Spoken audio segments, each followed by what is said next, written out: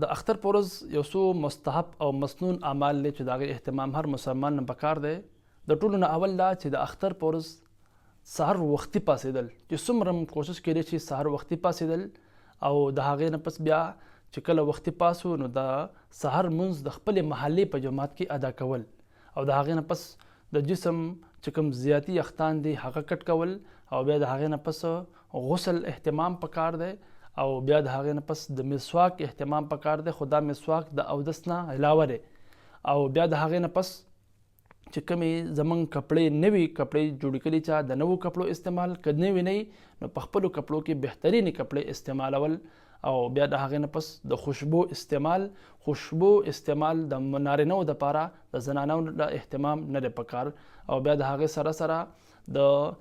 سرسایه چې کومه ده صدقې فطر دی هغه د اختر د مانځه نه مخکې ادا کول او بیا د هغې سره سره د ګوتمې استعمال کول د نارینهو دپاره د سپینو زرو او هغه 4.5 ماشې استعمال دی. او بیا د اختر مانځه عیدګاه طرف ته په جلتۍ سره تل څومره زر انسان لاړ شي نو دا بهتره خبره ده. او بیا چې د اختر مانځه لمنځو نو د پیدل استعمال پکار دی، پیدل تل پکار دی او کوئی سړی معذور دی هغه ګاډي کې تللی شي. او دغه شان د اختر لمونځ په عیدګاه کې ادا کول او چې کله عیدګاه ته ځو اختر مانځه لپاره نو د تکبیراتو تشریق اهتمام پکار دی، خو په قلاره غلاره پټ ویل پکار دی. او تکبیرات تشریق دا دی الله اکبر الله اکبر لا اله الا الله والله اکبر الله اکبر ولله الحمد. او د وړوکي اختر د مانځه نه مخکې څه خوږ څیز خوړل، که خوږ څیز نه وي عام څیز هم خوړل پکار دی، خوړی شي.